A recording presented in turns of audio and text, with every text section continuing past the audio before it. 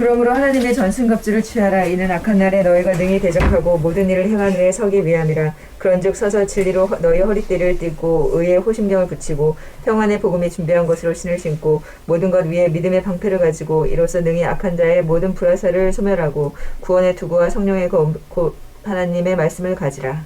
아멘. 오늘은 하나님의 전신갑주 중에 구원의 투구에 대하여 말씀을 듣도록 하겠습니다. 6가지 중에 앞에 3가지 다르고 뒤에 3가지 조금 차이 난다고 말씀을 드렸죠.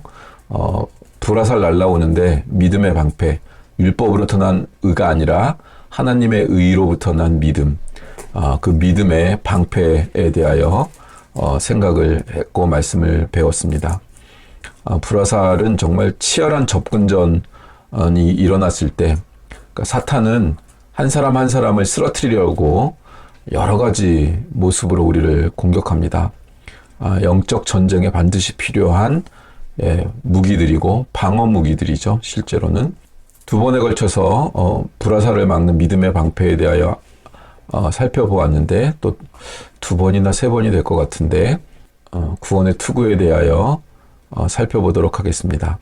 그럼 구원의 투구가 뭐냐? 이게 살펴봐야 될 첫 번째 문제죠. 구원의 투구, 그러면 구원이 먼저 나오니까 우리가 예수님이 우리를 구원하셔서 예수 그리스도를 믿음으로 승리하는 것, 뭐 이렇게 답변이 나오겠죠. 구원의 투구 하면 그 인상이 있으니까 단어에 그런 내용일 수도 있겠습니다만 그러니까 조금 다른 내용이 있습니다. 우리는 신앙생활을 하게 되면 굉장히 여러모로 공격을 받고 악한 자들과의 전투에서 공중 권세 잡은 자들, 하늘의 권세를 잡은 자들, 좀 그들에게 근본적으로 다른 것을 시달리게 됩니다. 악한 세력에게 우리가 쉽게 걸려 넘어지고 매일매일 당하고 사는 시간들이 실은 굉장히 많은데 무엇에 관해서 우리가 주로 넘어지는지 생각해 보셨습니까? 신자들은 어떤 전투에서 쉽게 패배할까요? 신앙의 위기, 최고 시험 이런 것들은 어떤 게 있을까요? 그 중에서 가장 극심한 게 어떤 걸까요? 어떤 사람은 뭐 의심이라고 하기도 하고 뭐 교만이라고 하기도 하고 할 수가 있을 겁니다. 나태도 있을 것입니다. 그러니까 구원의 투구가 지금 지시하는 것은 그런 문제는 아닙니다. 그것보다 더 많이, 굉장히 많이, 실은 거의 대부분의 신자들이 걸려 넘어지는 문제 때문에 이 구원의 투구가 등장을 합니다. 신약성경, 공관복음서와 신약성경 그 사복음서를 제외하고 나머지는 이제 서신서들이 주로 있죠. 서신서 중에 뭐 가장 많은 서신서를 쓴 사람이 바울인데 복음을 전한 것 그리고 그것이 펼쳐져서 교회에 뿌리 내리고 근데 신자들이 계속 흔들리면서 쓰러지고 하잖아요. 그러니까 그것을 권면하고 세우기 위하여 바울은 서신서를 굉장히 많은 교회에 썼죠. 그런 바울이 가장 많이 권면했던 게 어떤 걸까? 신앙생활을 복음을 받고 출발할 수 있는데 그 다음 신앙생활을 해가며 성숙해 가기 위하여 가장 많이 권면받았던 게 어떤 것인가? 그걸 알면 신자들이 가장 많이 걸려 넘어지는 게 뭔지를 알게 되겠죠. 교만하지 말아라, 겸손해라, 사랑이 식지 않도록 해라 이런 얘기들이 쭉 있습니다. 그런데 가장 많은 게 뭐냐면 인내하라입니다. 인내하라. 신앙상의 가장 큰 시험거리가 뭐냐면 인내하고 하다가 끝나버려요. 피곤해서 낙심하고 나 이제 그만둘래. 나 이제 여기까지예요, 하나님. 더는 못하겠어요. 이겁니다. 그래서 구원의 투구는 이 문제를 다뤄야 되는 겁니다. 자, 구원의 투구라는 말씀이 성경 다른 데서 어떻게 사용되고 있는지를 보면 조금 더 그 안쪽 내용으로 들어갈 수 있겠죠. 성경이 성경을 해석해야 되니까. 데살로니가 전서 5장 7절로 갑니다. 332페이지인데 자는 자들은 밤에 자고 취하는 자들은 밤에 취하되 우리는 낮에 속하였으니 정신을 차리고 믿음과 사랑에 호심경을 붙이고 구원의 소망의 투구를 쓰자 이렇게 되어 있어요. 이제 구원의 투구라고만 되어 있는데 여기는 데살로니가 전서에는 구원의 소망의 투구를 쓰자 이렇게 사도 바울이 또 쓰고 있는 거죠. 구원이라는 것은 이 소망의 투구라는 거예요. 구원의 투구는 소망의 투구라는 거예요. 동격의 오부, 그죠? 신앙이라고 하는 것은 믿는 바의 결국, 그러니까 끝을 기다리는 것을 신앙, 믿음 이렇게 표현하죠.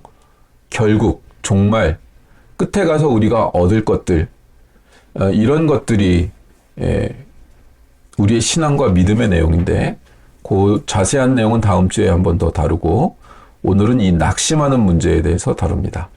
구원을 성경이 얘기할 때는 시작한 구원을 얘기할 때가 있고 도달할 구원을 얘기할 때가 있습니다. 시작하는 구원이라는 건 예수 그리스도의 십자가로 말미암아 죄인 되었던 우리가 구원을 받게 되는 것입니다. 우리는 그 구원이 필요했는지도 모르는데 하나님이 일방적으로 우리에게 그 구원을 주셔서 알게 하십니다. 예수님의 십자가의 죽으심이 없으면 내 죄가 사해지지 않는구나. 하나님께 구원을 얻는 건 어떤 죄도 아주 작은 죄라도 있으면 구원을 얻지 못하는데 내가 도저히 죄가 없을 수가 없구나.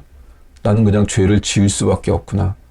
그런데 예수님이 나를 대신에 죽으셔서 죄값을 치러 주셔서 내가 죄를 안 짓는 게 아니라 내 영원히 지을 죄까지도 덮어버리셔서 아예 예수 그리스도가 대신 죽으셔서 그 피를 흘리심으로 내가 죄값을 치러야 될 걸 예수님이 죄값을 치러버리심으로 대신 속하여 주심으로 내가 구원을 얻었구나. 이걸 믿게 돼버린다고요. 이게 믿어질 내용이 아니잖아요. 나랑 아무것도 상관이 없는 다른 나라에 이스라엘이라는 어떤 나라에 어떤 한 청년의 죽음이 나하고 상관이 있다는 게 이게 믿어지냐고요. 이게 이성적으로 논리적으로 말이 안 되잖아요. 근데 이게 믿어져 버려요. 내가 이걸 믿기로 했나요? 아니요. 나는 믿어야 되는지도 몰랐어요. 근데 이 말씀이 복음이 와서 내 심령 가운데 와서 그게 믿어져 버려요. 내 영혼이, 내 마음이 이걸 믿어버려요. 그래서 은혜로 내가 원하지도 않았는데도 이 구원은 주어져 버리는 거예요. 수동태로. 그러나 이건 그래서 시작하는 구원이에요. 이렇게 구원은 시작돼요. 그러나 그것이 끝이 아니고 구원의 끝이 아니고 이렇게 시작된 구원은 반드시 우리를 어디론가로 향해 가는데 구원이 시작되는 건 내가 할 수 있는 게 아무것도 없어요. 하나님이 일방적인 은혜로 주시는 거니까. 근데 구원을 얻고 난 다음에는 내 자유의지와 내 믿음의 태도와 자세와 이런 것들에 의하여 각자의 신앙의 길, 인생의 길이 달라진단 말이에요. 우리는 구원을 얻어요. 그런데 오늘 에베소서 6장에서 다루는 구원의 투구에서 다루는 이 문제의 구원은 소망의 구원이라고 그러잖아요. 결국 우리는 구원을 얻어 하나님이 원하시는 모습, 영광의 완성된 자리에 가는 것, 그게 구원의 소망의 투구예요. 여기서 끝이 아니며 우리는 하나님이 원하시는 수준까지 성숙해가며 성장해 간다. 그게 구원의 소망의 투구라고요.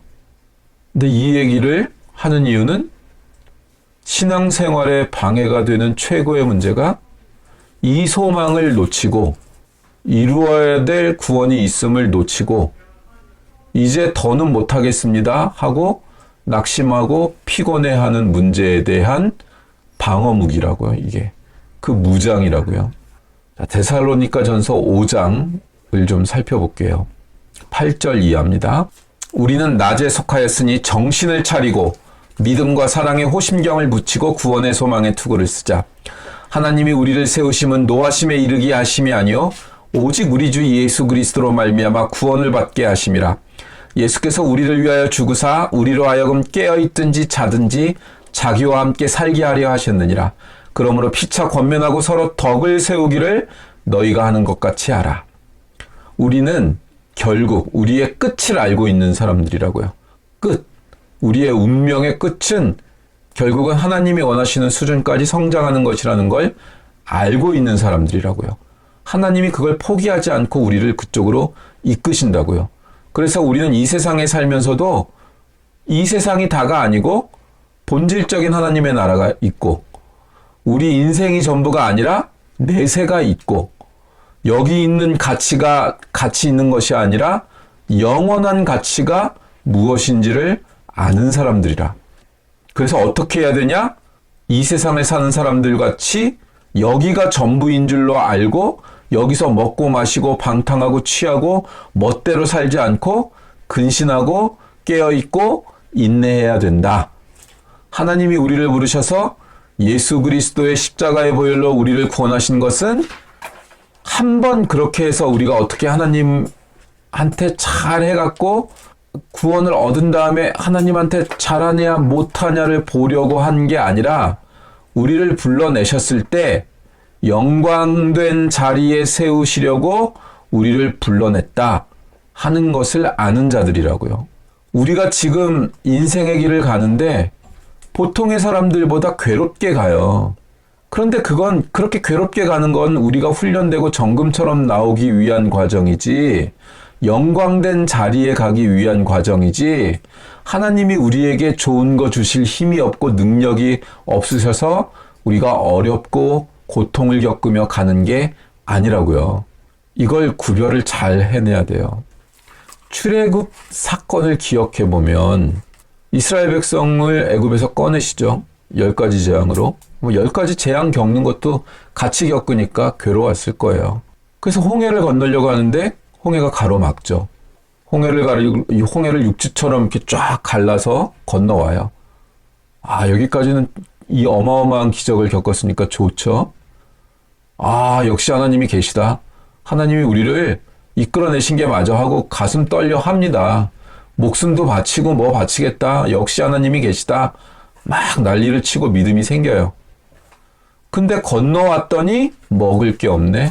마실 게 없네. 그랬더니 어떻게 하셔요? 반석에서 물 내시고 메추라기와 만나주시고 어디를 가게 하시려고요? 어디를 가게 하시려고요?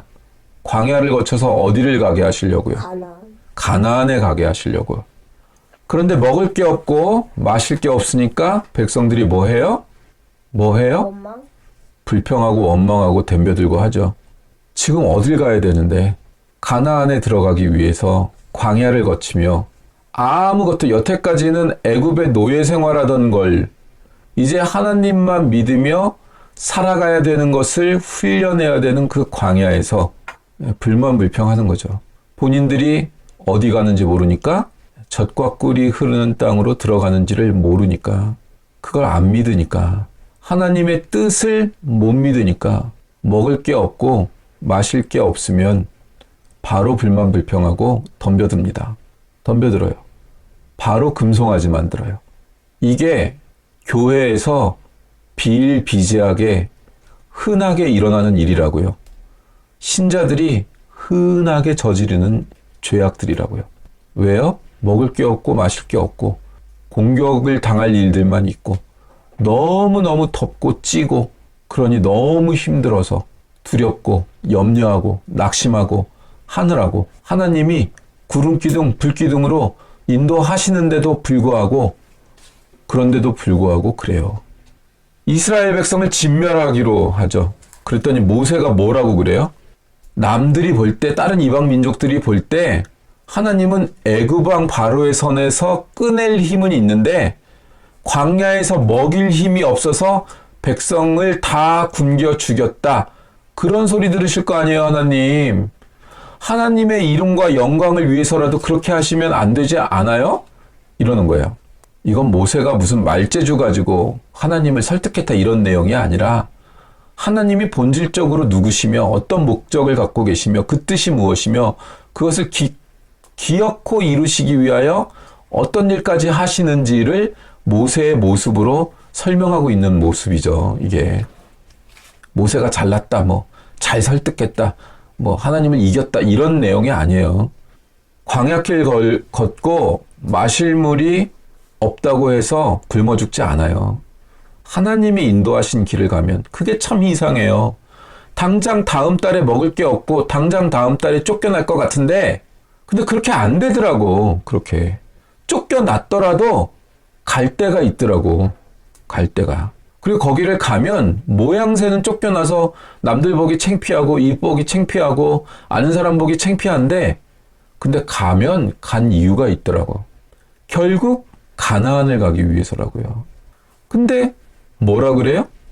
백성들은 이렇게 노예 생활을 벗어난 게 중요한 게 아니고 먹고 마실 게 없으니까 애굽이 더 낫다 그래요. 그때가 훨씬 더 좋았다 그래요. 잘 먹고 잘 살던 때가. 그래도 그때는 고기를 먹었지 않느냐. 부추와 양념 실컷 먹었다. 뭐 이건 맨날 똑같은 거 먹어야 되고. 자기 자신이 젖과 꿀이 흐르는 땅으로 가는 것을 모르고 구원의 소망의 투구를 못 썼다 이거예요. 지금 있는 이 광야길이 우리에게 더 아름다운 일을 이루기 위해서 우리에게 요구되고 있는 것이라는 걸 몰랐다고요. 이걸 다른 데서 어떻게 표현하냐면 고린도후서 4장 17절 우리가 잠시 받는 환난에 경한 것이 지극히 크고 영원한 영광에 중한 것을 우리에게 이루게 함이니 우리가 주목하는 것은 보이는 것이 아니요 보이지 않는 것이니 보이는 것은 잠깐이요 보이지 않는 것은 영원함이라. 신약은 참 무섭죠. 구약의 그 긴 구약 모든 내용의 그 사건들을 그냥 두 줄로 요약을 해버려요. 요 말씀 앞에는 우리가 사방으로 우겨쌈을 당하여도 쌓이지 아니하며 답답한 일을 당하여도 낙심하지 아니하며 핍박을 받아도 버림받지 아니하며 거꾸러뜨림을 당하여도 망하지 아니하고. 이거 얼마나 답답해요. 그죠? 우겨쌈을 당해 막 나를 공격하는 사람들 투성이야. 답답한 일 투성이야. 그냥 사방이 답답해. 그냥 모든 사람이 내 마음 알아주는 사람이 하나도 없어. 그런 일을 당해요. 핍박을 받고 낙심하고 거꾸러뜨림을 당하고 근데 망하지 아니하고 해요. 답답하고 기가 막히죠. 근데 그게 우리를 무너뜨릴 수 없대요. 우리가 가는 길을 이런 것들이 방해하지 못한대요. 이 세상의 것들이 방해하지 못한대요. 그러나 고달퍼요. 그러나 내세울 게 하나도 없어요. 잘난 척할 게 없어요. 자꾸 그렇게 그 길을 걷게 하세요. 그러니 자꾸 그만두고 싶어요. 그래서 신앙의 가장 무서운 적은 이 세상을 사는 동안 신자로서 사는 것을 잠시 보류하고 싶다는 마음이에요. 이게 신자는 잠시 접어두고 이젠 이 세상 방식으로 좀 살자. 그 마음이라고요. 이건 마치 전쟁에 나가서 머리에 칼 맞은 것 같고 몽둥이 맞은 것 같은 일이래요. 전쟁 나가서 팔 다치고 다리 좀 다친 것 가지고는 계속해서 싸울 수 있어요. 뭐 싸매고 싸우면 되니까. 근데 머리를 맞은 거는 좀 다른 문제잖아요. 목숨이 왔다 갔다 하는 문제라고요. 이게 신자 생활하는 동안 제일 무서운 거예요. 조심해야 되는 거고. 이건 상처받으면 안 되는 거예요. 우리의 소망이 뭐고 도대체 우리가 무엇을 향해 가고 있고 무엇을 위하여 지금 이런 길을 걷고 있느냐를 놓쳐서는 우리의 신앙생활을 하면서 마땅히 영위해야 되는 그 풍성함들, 기쁨들, 그 시간들을 눈 감고 지나가고 있는 거고 머리에 칼 맞고 중태가 되어서 의식불명, 식물인간 상태로 가는 것과 같대요. 이 피곤함에 지고 낙심에 지면 그 소망을 놓치고 이제 그만 좀 했으면 좋겠다. 다 지겹다. 너무너무 지겹다. 다 포기하고 싶다. 이런 마음이 드는 건 머리를 한 방 맞아서 식물인간 상태로 가고 있는 거라고요. 코마 상태라고. 이걸 겪어요. 이 시험에 너무나 많이 빠져 있고 너무 힘들어요. 이게 본질적인 신앙의 고민인 거예요. 왜냐 대부분 이 고민과 이 낙심을 해서 교회에 나오고 신앙생활을 하고 있지만 그 안에는 어떤 기쁨도 없고 그 안에는 일상에 대한 염려밖에 없고 나는 왜 이렇게 잘난 게 없나? 나는 왜 이 세상에서 요 모양인가? 요 꼬락질을 하고 사나? 그 마음밖에 없어요.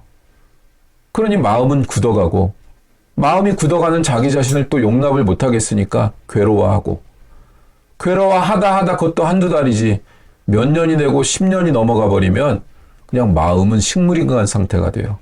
믿음은. 그 나머지는 하나님이 계신 걸 부인할 수 없으니까 그냥 예배 드리는 거야. 그거라도 안 하면 지옥 갈 것 같거든. 그래서 이 구원의 투구, 구원의 소망의 투구를 놓치는 문제는 식물인간 상태로 가느냐, 아니냐, 중태에 빠지느냐, 아니냐 하는 아주 중요한 문제입니다. 근데 정작 이 중요한 싸움은 안 해요. 11조 냈냐, 안 했냐, 성수주의를 했냐, 안 했냐, 담배를 피냐, 술을 먹냐, 이 싸움을 한다고, 오히려. 물론 이제 신앙상의 성장을 하기 위해선 이런 부분들이 처리되어 나가야 되는 건 사실입니다만, 이건 핵심은 아니라고요. 팔다리 좀 다친다고 전쟁을 못하는 건 아니잖아요. 성경에 어디 술, 담배 하지 말라는 얘기가 있어요? 절제하라는 얘기는 있죠. 그러니까 이건 진리의 본질과 핵심 내용은 아니에요. 옛날 속담 같은, 속담이라고 하긴 그렇고 옛날에 전해져 내려온 얘기들 중에 바짓가랭이에 흙이 묻었다고 해서 승차를 거부하는 차장은 없대요.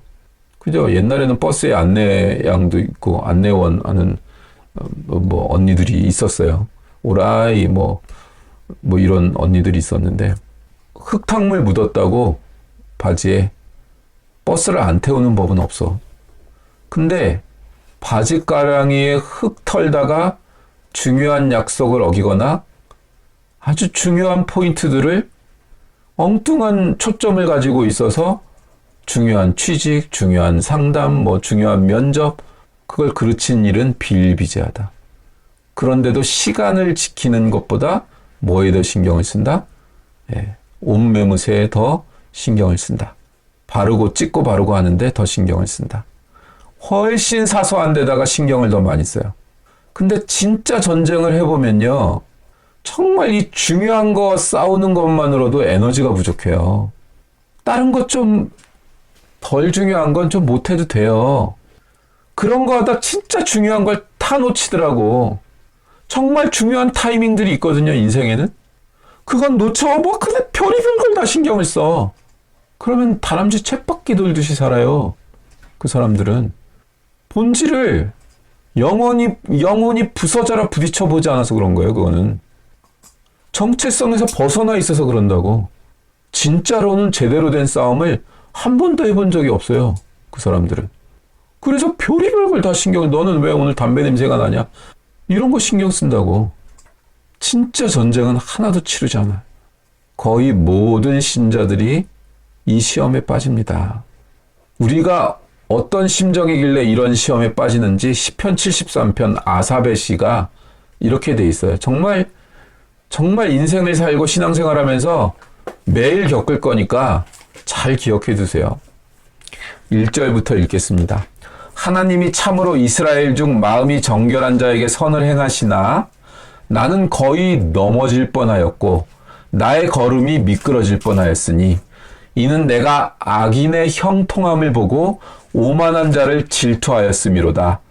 그들은 죽을 때에도 고통이 없고 그 힘이 강건하며 사람들이 당하는 고난이 그들에게는 없고 사람들이 당하는 재앙도 그들에게는 없나니 그러므로 교만이 그들의 목걸이요 강포가 그들의 옷이며 살찜으로 그들의 눈이 솟아나며 그들의 소득은 마음의 소원보다 많으며 그들은 능욕하며 악하게 말하며 높은 데서 거만하게 말하며 그들의 입은 하늘에 두고 그들의 혀는 땅에 두루 다니도다. 무슨 말이에요? 의롭게 사는 게 얼마나 힘드냐는 거예요. 불의한 자들이 훨씬 더 잘 산대요. 의롭게 살고 선하게 산 것에 대해서는 보답이 없더래요. 하나님은 정결한 자를 좋아하시는 거는 알겠어. 근데 내가 넘어졌어. 왜? 세상을 살아보니 악한 자는 형통하고 오만한 자를 질투할 수밖에 없도록 사라지더라는 거예요, 인생이. 그 악한 자들이 죽을 때도 고통이 없고 힘이 강건하대요. 고난도 없고 재앙도 없대요, 그들에게는. 그래서 내가 넘어졌대요. 의롭고 선하게 산 것에 대하여는 보답이 없대요. 그들은 재물이 늘어난대요. 13절에 내가 마음을 깨끗하게 하며 내 손을 씻어 무죄하다 한 것이 실로 헛되도다. 나는 종일 재난을 당하며 아침마다 징벌을 받았도다. 믿는 자는 징벌을 받는 듯이 인생을 사는데 악한 자는 끊임없이 돈을 잘 벌고 끊임없이 권력을 갖고 끊임없이 형통하고 뭐든지 잘 된대요. 그래갖고 내가 믿는 게 헛되다고 생각한대요. 내 손을 씻어 무죄하다 한 것이 실로 헛되도다. 내가 정의롭게 죄 안 짓고 산 것이 헛되대요. 구원의 소망의 투구를 놓쳤을 때 이 마음이 든다고요. 오죽하면 이게 시편에 실려 있겠어요. 악당들은 갈수록 더 잘 사는데 선하게 살려는 나는 갈수록 더 힘들다. 여기가 구원의 소망의 투구를 이 마음이 들 때 써야 되는 지점이고, 마귀가 불화살만 날린 게 아니라 이제 몽둥이든 칼로 내 머리를 후려치고 있다고, 그렇게 위험 신호가 켜졌다고 생각하셔야 되는 겁니다. 우리가 왜 이 어려움을 당한다고 성경이 얘기하느냐? 너는 지금 만들어져 가고 있다. 예수 그리스도의 장성한 분량까지 만들어져 가고 있다. 그래서 넌 괴롭고, 그래서 넌 징벌을 받는 것처럼 사는 거다. 이렇게 얘기해요. 제 얘기가 아니고 제가 굉장히 몇 년 동안 반복적으로 말씀드렸던 히브리서 12장 6절. 주께서 그 사랑하는 자를 징계하시고 그가 받아들이시는 아들마다 째찍질 하심이라 하였으니 너희가 참음은 징계를 받기 위함이라. 하나님이 아들과 같이 너희를 대우하시나니 어찌 아버지가 징계하지 않는 아들이 있으리요? 징계는 다 받는 것이거늘 너희에게 없으면 사생자여 친아들이 아니니라. 내 아들이니까 규빈이 혼내고 그러죠. 예영이 혼내죠. 옆집 예영이 친구 저 옆에 사는데 걔 혼내요 제가? 내 자식이 아닌데? 어떻게 살건, 아유 저거 나중에 커서 저거 사회에서 큰 문제 일으키겠다. 속으로 이렇게 생각하지 제가 걔 안 혼냅니다. 못 혼내죠. 그 부모가 있는데. 우리는 하나님의 자식이기 때문에 징계를 받는 듯이 인생을 살고 이 세상에 잘 되는 것을 쫓지 않고 보이지 않는 영원한 세계 속에서 훨씬 더 성숙한 자로 하나님 품에 가기 위하여, 그러기 위하여 혼나며 훈련하며 바로잡으며 인생을 바로잡으며 그렇게 우리 인생을 살고 있는 겁니다. 그러니까 내 죄 때문에 이 고통이 온다라고만 생각하지 마십시오. 잘못한 게 있을 때 오기는 오지요. 아무리 의로워도 잘못하지 않는 사람은 없어요. 불화살을 쏘고 있는 거예요. 그건 자책할 문제가 아니라 믿음의 방패, 구원의 투구, 구원의 소망의 투구를 쓰고 이겨내야 되는 문제라고요. 소망을 놓치지 마십시오.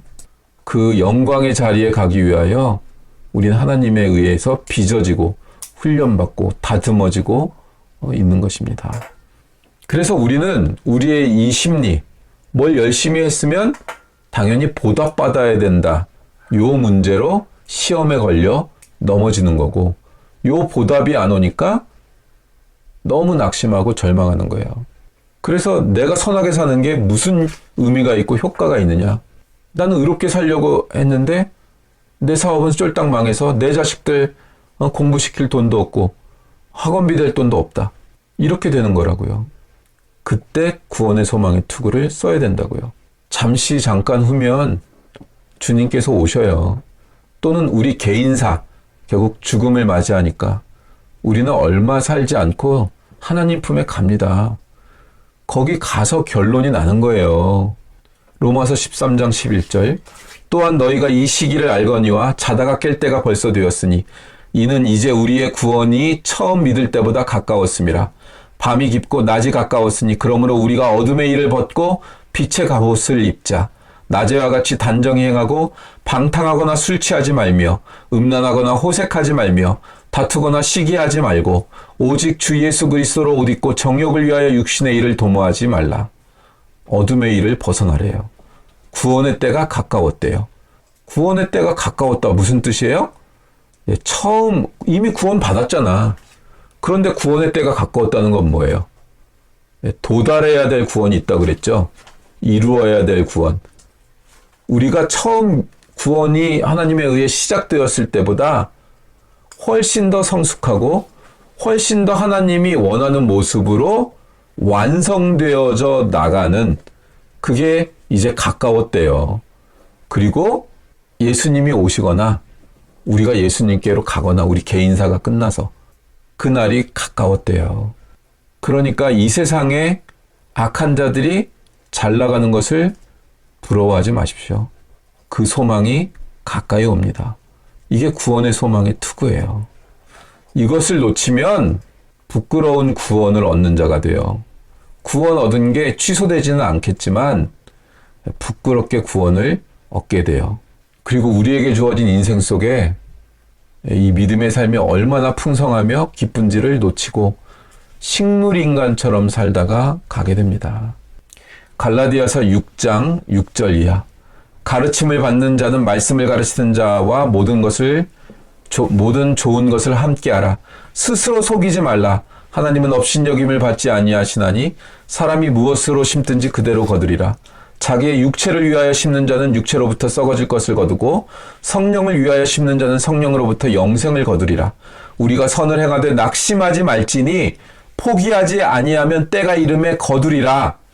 그러므로 우리는 기회 있는 대로 모든 이에게 착한 일을 하되 더욱 믿음의 가정들에게 할지니라. 예요. 우리가 가정교회를 세우는 비전을 가진 것은 이 말씀을 본질적으로 이루기 위함이죠. 보세요. 육체를 위하여 심는 것은 육체를 위하여 거둔대요. 근데 썩어질 것을 거둔다고 되어 있죠.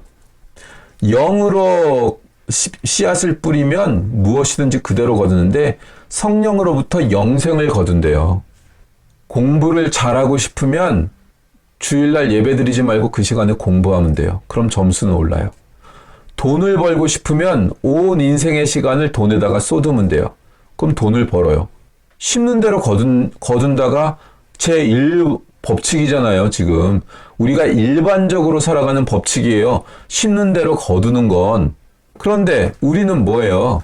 우리는 영원한 것을 심고 성령으로 심고 영생을 거둔다고요. 근데 성령으로부터 심으니까 우리는 의롭게 사는 걸 심겠죠. 근데 왜 이 세상의 성공을 안 주냐고, 세상에 썩어질 것을 거두는 것을 왜 안 주냐고 낙심한다고요. 이거는 말씀에 안 맞는 거예요. 돈을 벌고 싶으면 돈을 버는데 시간을 쓰고 인생을 걸면 돼요. 거기다 모든 시간을 투자하면 돼. 그럼 돈을 벌어요. 자식을 공부 잘 시켜갖고 서울대 보내고 싶으면 뭘 교회 예배를 드려. 그 시간에 공부하고 영어 단어 외우게 하지. 그럼 스카이를 갈 거라고요. 우리의 믿음은 뭐예요? 그 돈 안 벌고 스카이를 안 가고 10점 떨어지고 평균 10점 떨어져도 그거보다 예배 드리는 게 가치가 있으며 보이지 않는 세계, 영원한 세계를 위하여 우리가 심는 것이다 라는 믿음이 분명한 것을 가르쳐야 된다고요. 이 세상의 것 안 벌어도 좋고 엘리트 안 돼도 좋으니까 하나님의 나라가 제일 먼저인 것을, 그것을 가르쳐야 된다고요. 나 그거 안 벌어도 좋아. 스카이 안 가도 돼. 근데 하나님이 제일 먼저여야 돼. 그게 신앙이에요. 그게 믿음이에요. 영으로 심고 영으로 거두는 거예요. 영으로 심었는데 왜 내가 기도하고 예배 시간에도 애들을 끄집어, 이 믿음도 없는 애들을 끄집어 내와가지고 매일 예배 드리려고 그러고 아침마다 큐티를 시키려고 했는데 왜 내 자식놈들은 말도 안 듣고 내 자식놈들은 스카이를 못 갑니까? 이거는 말이 안 맞는 거라고요. 성경이 그렇게 가르치잖아요. 그건 말이 안 맞는다고. 이걸 구분하셔야 됩니다. 물론 하나님 아버지는 사랑하는 자녀들을, 내가 너희를 너무 사랑해. 나는 이 세상을 지었고 모든 능력을 가지고 있어. 내가 네가 기뻐하는 것을 너무나 기뻐하는 사람, 존재야 라는 것을 증명하기 위하여 불치병도 낫게 하고 돈도 갑자기 주시고 그런 일들은 있어요. 그런 일들은 하나님이 우리를 기쁘시게 하는 걸 원하시니까 가끔 그런 일들을 행하세요. 그러나 네가 신앙을 가지면 성공하게 해줄게 라는 등식이 성립되게 하기 위하여 그렇게 하시는 법은 없어요. 성경에. 그런 일은 아예 없어요. 성경에. 내가 열심히 신앙생활하면 그럼 돈을 잘 번다. 내가 신앙생활 열심히 했더니 공부를 잘하게 된다. 그런 법은 없다고요, 아예. 공부 잘하고 싶으면 공부 열심히 하면 돼요. 근데 우리가 이걸 섞어서 혼돈하니까 일상생활을 살 때 낙심하는 거라고요. 선을 행하고 영으로 심은 것이 이 세상의 것으로 보답되지 않습니다. 보이는 것으로 보답이 안 돼요. 그래서 낙심한다고요. 육신을 위하여 심는 것은 그대로 눈에 보이는 것으로 보답이 옵니다. 그래서 낙심하지 않아요. 영을 위하여 심은 것은 보답이 없어 보여서 낙심하게 돼요. 이 세상 사는 동안에 착하게 살고 의롭게 살고 십자가를 지고 산 것에 대하여 이 세상적인 보답은 없다고요. 그걸 명확하게 하고 사세요. 그러니 지혜롭게 살아야겠죠. 우리는 이 세상에 사니까 영을 심으며 살아야 되지만 이 세상에서도 존재해야 되니까 지혜롭게 살아야겠죠. 그죠? 이 무게중심을 잃지 않고 우선순위를 바꾸지 않으면서도 이 세상에 존재해야 되니까 이 지혜를 얻으셔야 된다고요. 언제나 성경은 한 알에 썩는 미랄이에요. 미랄이 갑자기 텔레비전에 나와갖고 내가 이제 썩어서 죽으면은 막 꽃이 필 거예요. 그거 잘 촬영하십시오. 이러는 법 없죠. 그래서 유명해지고 막 빛이 나고 사람들이 다 인정하고 그건 좀 잘 지켜봐야 돼요. 그게 진짜인지 마케팅을 한 건지. 기독교가 셀럽화돼 가는 거 조심해야 되는 거예요. 그래서 10절에 이렇게 돼 있는 거예요. 그러므로 우리는 기회 있는 대로 모든 이에게 착한 일을 하되 누구한테 더 잘해야 되냐? 더욱 믿음의 가정들에게 할지니라. 이렇게 돼 있는 겁니다. 그러니 우리가 신자로서 정말 정당한 신자로서 살고 있다면 하나님, 나 이제 그만할래요. 나를 거두어 주시옵소서 하는 기도가 하루에 12번도 더 나오는 그런 삶을 살고 있다고요. 진짜 본질적인 길을 걷고 있는 사람들은. 그 사람들은 정말 이름도 없고 빛도 없고요. 초라해 보이고요. 드러낼 게 하나도 없어 보여요. 잘난 게 하나도 없어 보인다고. 신앙의 길을 정말 본질적으로 걸어가는 사람들은 그렇습니다. 그리고 그 사람들은 진짜 무서운 힘을 가진 사람들입니다. 세상의 악한 것, 떵떵거리는 것, 말 한마디 전화 한 통화로 내가 도무지 할 수 없는 일을 착착 해내는 사람들, 그거 부러워하지 마시고 하나님 안에서 주 예수 그리스도 안에서 동행하며 살아가는 그 영원한 본질, 그거를 소유하고 살아가는 그 당당함과 자유함으로 인생을 사시는 귀한 믿음의 권속들 되시기를 주님의 이름으로 축원합니다. 아멘.